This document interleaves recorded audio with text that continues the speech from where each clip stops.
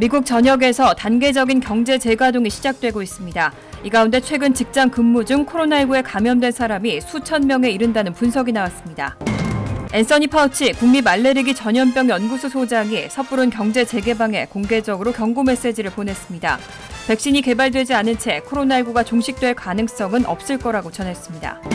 최근 뉴욕주에서 가와사키병과 유사한 독성 쇼크 증상을 나타내는 괴질이 어린이들 사이에서 유행하고 있습니다. 다국적 제약회사인 화이자가 코로나19 백신 4가지를 개발 중이라고 밝혔습니다. 효과가 입증되면 오는 9월부터 대규모 임상시험을 실시하겠다고 발표했습니다. 연방정부의 자금 지원이 없을 경우 뉴욕시와 뉴욕주의 공공서비스가 대폭 축소될 것으로 전망됩니다.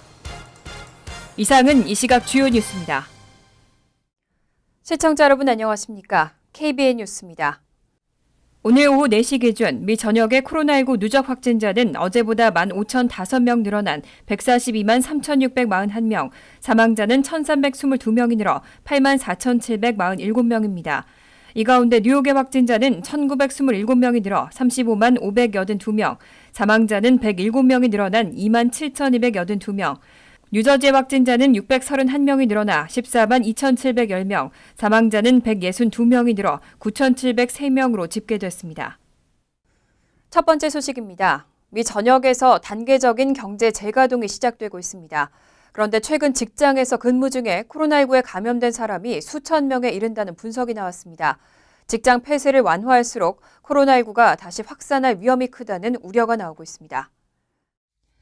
10일 AP통신은 자체 수집한 자료를 분석한 결과 최근 미국 내 육류와 가금류 가공공장, 건설 현장 등 근무지에서 코로나19에 감염되는 사례가 급증했다고 보도했습니다.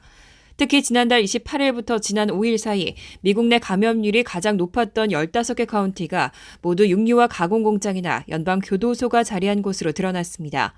AP통신은 정부가 직장 및 상점 폐쇄를 완화하면 주민들의 코로나19 감염 위험이 높아질 수 있다는 것을 보여준다고 지적했습니다. AP통신의 분석 결과 조사 기간 내 가장 감염률이 높은 곳은 테네시주 트라우스데일 카운티였습니다. 이곳에선 민영시설인 트라우스데일 터너 교도소에서 최근 수감자 약 1,300명과 직원 약 50명이 코로나19 양성 판정을 받았습니다. 이어 감염률이 두 번째로 높은 곳은 정육업체 JBS의 육류 가공 공장에 있는 미네소타주 노블스 카운티로 지난달 중순 2명이었던 코로나19 확진자가 현재 1,100명 이상으로 늘어난 것으로 집계됐습니다. 육류 가공업체 타이슨의 공장에 있는 네브라스카주의 다코타 카운티와 인디애나주의 카스 카운티도 확진자가 급증하고 있습니다. 또 가금류 가공 공장에 있는 버지니아주, 델라웨어주와 조지아주 역시 최근 감염자가 크게 늘어난 것으로 확인됐습니다.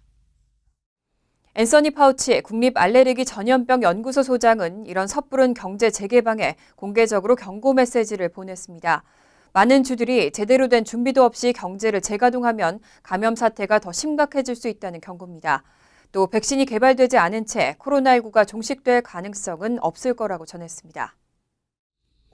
CNBC와 폴리티코, CNN 등 현지 언론은 앤서니 파우치 소장이 10일 상원 보건교육 노동연금위원회 청문회에 화상으로 참석하고 섣부른 경제 재개방에 공개적으로 경고 메시지를 보냈다고 보도했습니다. 파우치 소장은 일부 구역과 도시, 주가 다양한 체크포인트를 건너뛰고 효과적이고 능숙하게 발병에 대응할 역량을 갖추지도 않은 채 너무 빨리 경제활동을 개방할 경우 우리는 집단 발병이 될 수 있는 작은 감염의 급증을 보게 될 것이라고 말했습니다. 그가 말한 체크포인트란 행정부에서 지난달 제시한 3단계 경제 정상화 지침을 시사한 것으로 보입니다. 미국 내에선 지난달 말부터 이달 초까지 많은 주가 경제활동 재개에 나섰지만 연방 지침 요건을 충족한 주는 거의 없는 것으로 지적되고 있습니다. 이에 파우치 소장은 경제활동 재개 전제로 확진자의 정확한 신원 확인과 자가격리, 동선 추적 역량의 확보를 꼽았습니다. 또 향후 1, 2년 내 백신 개발 가능성에 대해서는 승산이 없진 않다면서도 가을 학기에 학생 재등교를 가능하게 할 치료법이나 백신을 확보한다는 생각은 다소 머나먼 다리일 것이라고 전했습니다. 아울러 백신이 없이 코로나19가 종식될 가능성에 대해선 전염성이 매우 높기 때문에 그런 일은 없을 것이라고 일축했습니다. 이 밖에도 올가을 코로나19 재창궐 우려에 관해 상상할 수 있고 가능성도 높다고 강조했습니다. 한편 경제가 재개되면서 코로나19 사망자 전망치는 다시 배 이상으로 늘었습니다. 워싱턴대 연구소는 8월까지 14만 7천 명이 코로나19에 감염돼 사망할 것이라고 전망했습니다. 사회적 거리 두기를 완화할수록 발병 사례는 열흘마다 2배씩 늘 수도 있다는 경고도 나왔습니다.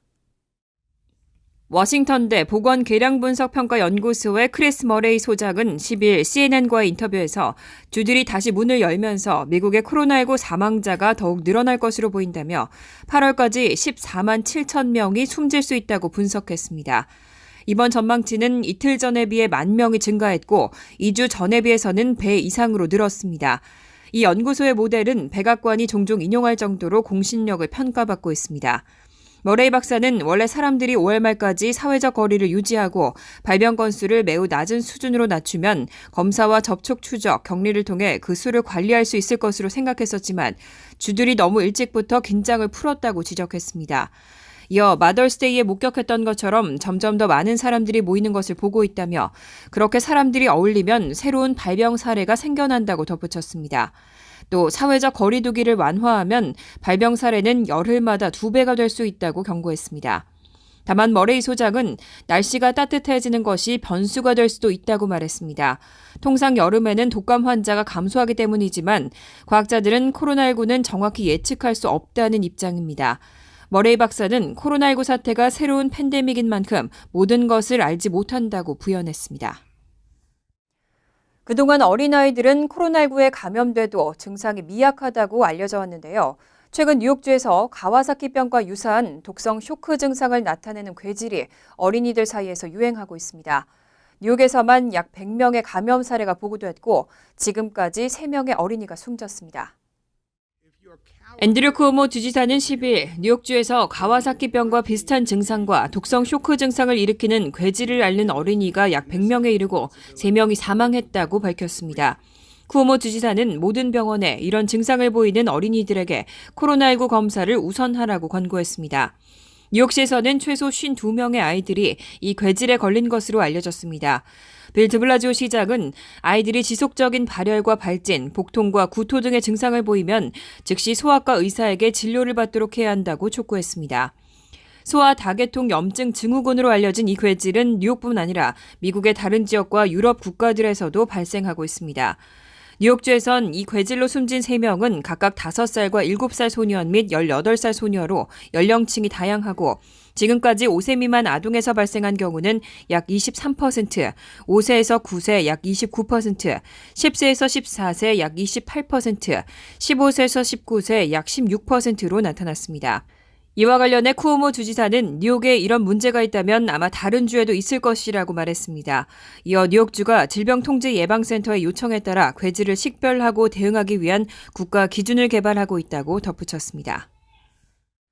코로나19 감염 여부를 판단하는 새로운 형태의 검사 방법이 나왔습니다. 지금까지 바이러스의 유전 물질을 감지하는 것과는 달리 항원으로 알려진 바이러스의 단백질 흔적을 찾는 방법인데요.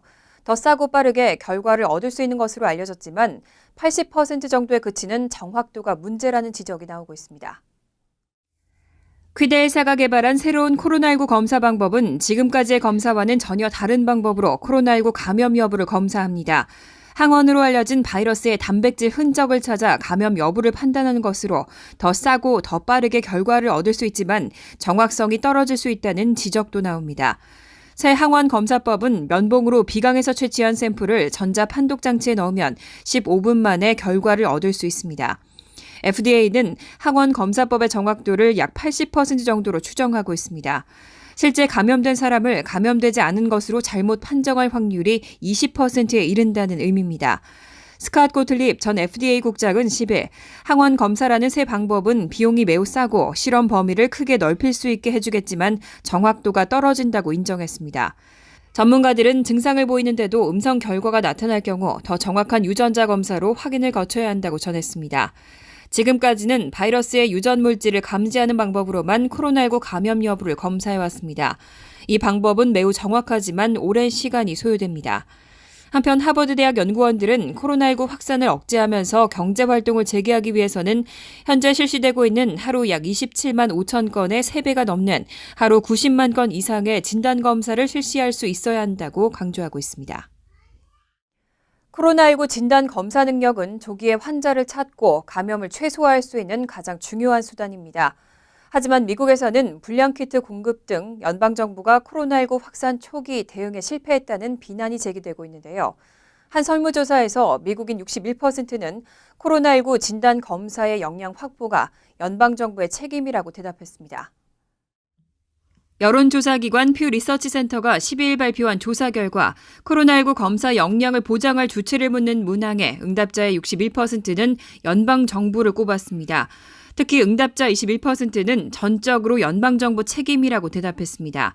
주정부의 책임이 있다는 응답은 37%에 그쳤고 전적으로 주정부의 책임으로 보는 응답은 전체의 11%에 불과했습니다. 다만 정치적 성향에 따라서 상반된 결과가 나왔습니다. 공화당 지지 성향 응답자의 경우 42%만이 연방정부 책임이라고 답했고 주정부 책임이라는 응답은 57%였습니다. 민주당 지지 성향 응답자의 경우는 78%가 코로나19 검사 역량 확보를 연방정부 책임으로 평가했고 21%만이 주정부 책임이라고 답했습니다. 그동안 미국에서는 질병통제예방센터의 불량키트 공급 논란 등으로 연방정부가 초기 대응에 실패했다는 비판이 제기돼 왔습니다. 하지만 트럼프 대통령은 자국 내 코로나19 검사 수와 정확도에 연일 자화자찬을 이어가며 초기 대응 실패 책임을 희석하고 있다는 분석도 나오고 있습니다. 한편 같은 조사에서 트럼프 대통령의 코로나19 대응 평가에는 41%가 잘 대응했다고 대답했습니다. 하지만 지난 3월 진행된 같은 조사에선 잘 대응했다는 응답이 48%였다는 것을 감안하면 자화자찬에도 불구하고 긍정평가는 하락한 것으로 나타났습니다. 다국적 제약회사인 화이자가 코로나19 백신 4가지를 개발 중이라고 밝혔습니다. 현재 안정성에 관한 모니터링이 진행되고 있다면서 효과가 입증되면 오는 9월부터 대규모 임상시험을 실시하겠다고 발표했습니다. 12일 CNBC는 화이자의 엘버트 블라 최고 경영자가 4가지 백신의 안정성에 관한 모니터링을 진행하고 있다며 효과가 입증되면 9월 대규모 임상실험 실시를 발표했다고 보도했습니다. 미국에 본사가 있는 화이자는 독일 제약사 바이오엔테크와 협력해 백신을 개발하고 있고 지난주 미국에서 처음으로 인체를 대상으로 백신 후보 BNT161을 투여하는 임상시험을 실시했다고 밝혔습니다. 화이자는 이번 임상시험에서 360명의 참가자를 모집하는 것이 목표라고 전했습니다. 화이자 측은 어느 백신이 가장 효능이 있는지 6월이나 7월쯤 데이터를 확보하게 될 것이라고 밝히고 이 중 한두 가지 백신이라도 성공 가능성을 보이면 오는 9월 수천 명의 참가자를 대상으로 임상시험을 실시하겠다고 밝혔습니다. 또 백신이 안전하고 효과적이라고 판단되고 미 식품의약국과 유럽의약청 등 규제기관의 승인을 얻으면 오는 10월에 수백만 개의 백신을 공급하겠다고 덧붙였습니다. 한편 제약회사 길리어드 사이언스는 5개 제약회사에 렘데시비르 복제약 제조 권한을 부여하는 라이선스 계약을 체결했다고 밝혔습니다. 이에 따라 이들 회사는 127개 국가에서 렘데시비르 복제약을 생산하고 판매할 수 있게 됐습니다. 연방정부의 자금 지원이 없을 경우 뉴욕시와 뉴욕주의 공공서비스가 대폭 축소될 것으로 보입니다. 코로나19 사태로 인한 재정 위기가 심각한 실정인데요. 필수 서비스까지 축소가 불가피하다는 게 주정부의 입장입니다. 12일 경제매체인 크레인스 뉴욕은 뉴욕시 관계자의 말을 인용해 공공서비스 폐지나 축소, 시 공무원 감원 등이 고려되고 있다고 전했습니다.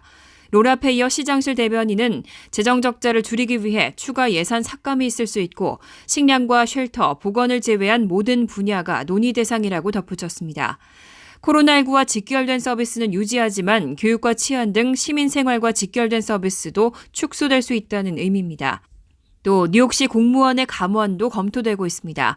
현재 뉴욕시는 코로나19 사태 발생 이전 사상 최다 규모인 32만 7천 명의 공무원을 고용하고 있는 상황입니다. 빌 드블라지오 시장은 재정 위기가 악화될 경우 감원에 들어갈 수밖에 없다고 밝혔습니다. 하지만 이에 따른 거센 반발도 이어지고 있는 실정입니다. 한 시의원은 애플사와 체결한 시의 과도한 외주 프로젝트에 대해 수백만 달러 규모의 방만한 계약이 체결됐다고 지적했고 또 다른 시의원은 뉴욕시경에 4,571만 달러, 교정국에 833만 달러 등이 초과 근무수당으로 지급됐다고 지적하기도 했습니다. 한편 뉴욕주도 610억 달러 수준의 연방정부 지원을 요구하면서 이것이 불발될 경우 학교나 병원, 응급구조대 등의 지원을 삭감할 수밖에 없다고 설명했습니다. 앤드류 쿠오모 뉴욕 주지사는 필수 인력에 대한 지원마저 줄어들 수 있는 안타까운 상황이라고 밝혔습니다. 뉴욕시가 시행 중인 사회적 거리두기 단속을 두고 인종차별 논란이 끊이지 않고 있습니다. 실제로 적발된 사례를 보면 10명 중 9명은 흑인과 히스패닉계 등 유색인종이었습니다. 약 2달간의 단속 결과 뉴욕시경은 125명을 체포했는데 백인은 9명에 불과했습니다. 뉴욕시경이 12일 발표한 사회적 거리두기 단속 현황에 따르면 3월 16일부터 5월 10일까지 사회적 거리두기 위반으로 125명이 체포됐습니다. 이 가운데 113명이 흑인과 히스패닉으로 흑인은 83명, 히스패닉 30명으로 집계됐습니다. 백인은 9명이었고 아시아는 단 3명에 불과했습니다. 전체 체포 사례의 90% 이상이 유색인종입니다. 이런 경향은 백인 1명만 체포된 스테이튼 아일랜드를 제외한 나머지 4개 보로에서 공통적으로 나타났습니다. 특히 흑인이 많이 거주하는 브롱스와 브루클린에서 단속이 집중적으로 이뤄졌습니다. 성별로는 남성이 110명으로 여성 15명보다 높았습니다. 최근 뉴욕에서는 경찰이 사회적 거리두기 지침 문제로 다투다가 한 흑인 주민을 폭행해 기절시킨 사건이 발생하는 등 인종차별 논란이 끊이질 않고 있습니다. 반면 비슷한 시기에 백인들은 로어 맨하탄이나 윌리엄스버그 등의 공원에서 마스크를 쓰지 않고 일광욕을 즐기는데도 경찰이 오히려 마스크를 나눠주는 영상이 공개되기도 했습니다. 브루클린을 지역구로 둔 하킴 제프리스 뉴욕주 하원 의원은 사회적 거리두기라는 이름으로 유색인종 지역사회에 대해 경찰이 과도하게 공격적인 경찰력을 집행하는 것은 용납할 수 없다고 밝혔습니다.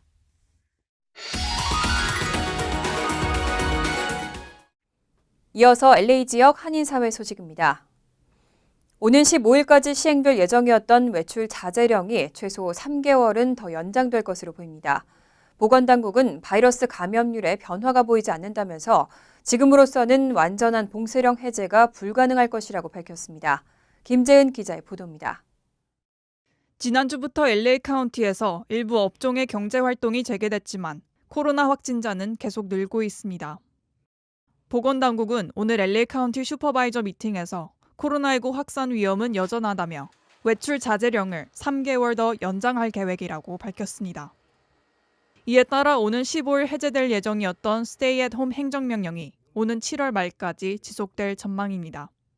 We know with all certainty that we would be extending health officer orders, for the next 3 months. There's no way unless there was a dramatic change in sort of this virus and the tools that we have at hand to actually fight against this virus. There's no way that we could in fact see us not needing to continue with a set of restrictions.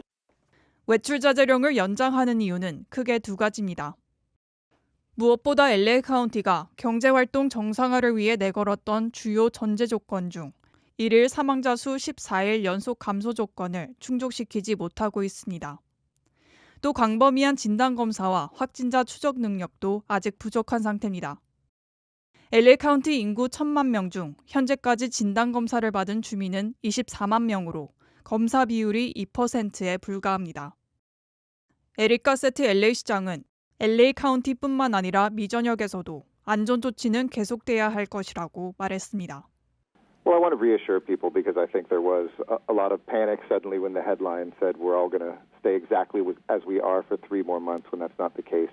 I think quite simply she's saying that we're not going to fully reopen Los Angeles and probably anywhere in America without any protections or any health orders in the next 3 months. 행정명령 연장과 함께 사회적 거리두기와 비필수 업종 영업 중단 조치 등 정확히 어떤 지침들이 그대로 유지될지는 밝혀지지 않았습니다. 보건당국은 내일 브리핑을 통해 언제까지 외출 자제령이 연장될지 정확한 날짜를 공식 발표할 예정입니다. MBC 뉴스 김재은입니다. 리버사이드 카운티에서는 스테이 앳 홈 행정명령을 폐지한 이후 다시 확진자가 급증하고 있습니다. 리버사이드 카운티 보건국에 따르면 지난 7일부터 2자릿수로 감소한 추가 확진자 수가 자택 대기령 행정명령이 폐지된 이후 3배 가까이 증가했습니다. 지난 8일 리버사이드 카운티 슈퍼바이저 위원회는 골프 코스 등 일부 비즈니스 영업 재개를 허용하고 마스크 착용 의무화를 해제하는 등 외출 자제령 폐지를 결정했습니다.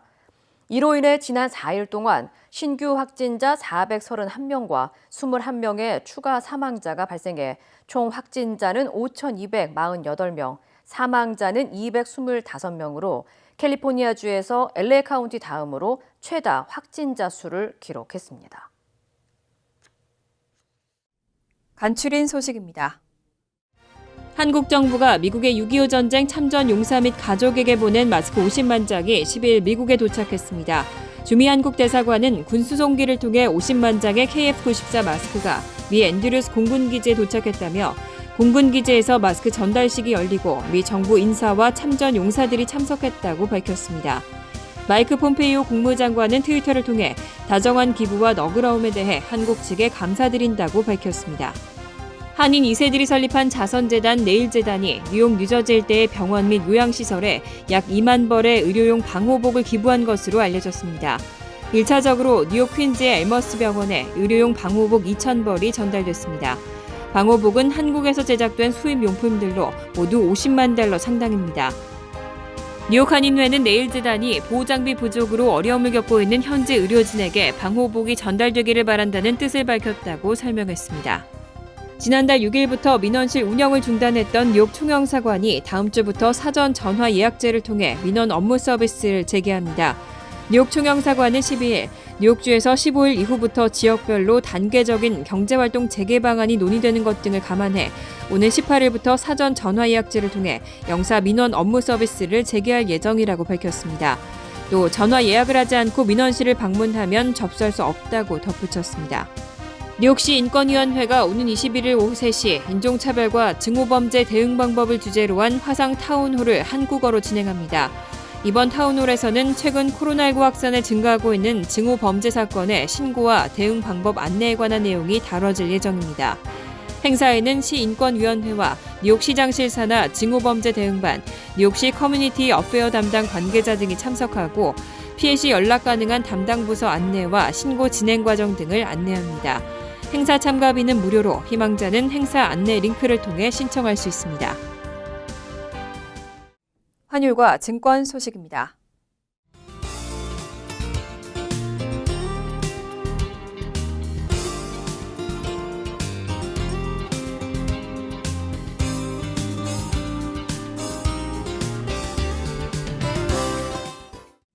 이어서 날씨입니다. 목요일은 화창하지만 밤에는 때때로 소나기 오는 곳이 있겠습니다. 낮 최고 기온은 64도, 섭씨 18도, 밤 최저 기온은 55도, 섭씨 13도로 예상됩니다. 금요일은 흐린 가운데 오후부터는 천둥 번개를 동반한 비가 오는 곳이 있겠습니다. 토요일은 가끔 구름이 많겠습니다. 이상으로 KBN 뉴스를 마칩니다. KBN과 함께 즐거운 저녁 되시기 바랍니다.